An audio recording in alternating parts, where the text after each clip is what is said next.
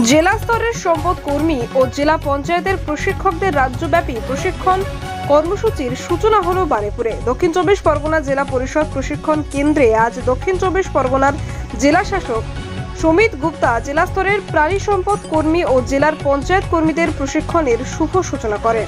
রাজ্যের মোট 22টি জেলা এতে অংশ নিয়েছে। 6 দফায় 36টি বিষয়ের উপর প্রশিক্ষণ দেওয়া হবে।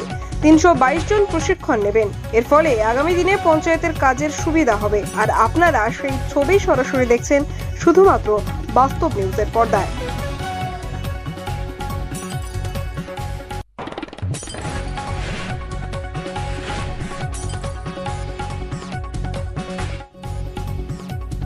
তো জিনিসের উপর এদের কিন্তু ডিসকাশন আর কিভাবে এরা আবার গিয়ে তারপরে আমাদের ইলেক্টেড রিপ্রেজেন্টেটিভ গ্রাম পঞ্চায়েত পঞ্চায়েত সমিতি জেলা পরিষদকে ট্রেনিংটা দেবে। কাজটা অনেক সহজ হবে আগামী দিনে।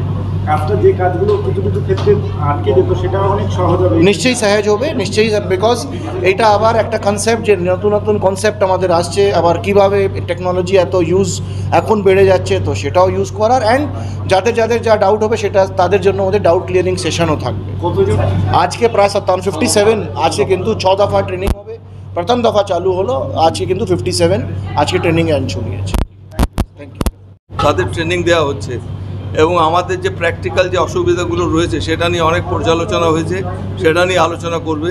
মানুষের পাশে গিয়ে দাঁড়িয়ে তাদের যে সহযোগিতা করা, তাদের অভাব অভিযোগ দূর করার যে রাস্তাঘাট, তা কীভাবে পঞ্চায়েতরা কাজকর্ম করবেন, যারা পঞ্চায়েতের নতুন নির্বাচিত রয়েছে তাদের ট্রেনিং দেওয়া অত্যন্ত গুরুত্বপূর্ণ কাজ।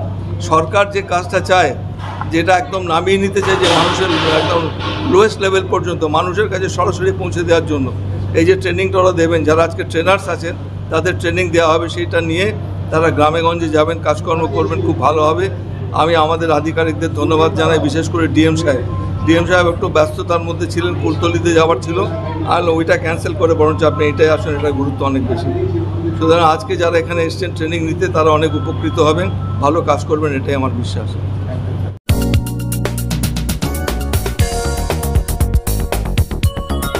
আপনারা দেখছেন বাস্তব নিউজ, কাল্পনিক নয়, বাস্তব।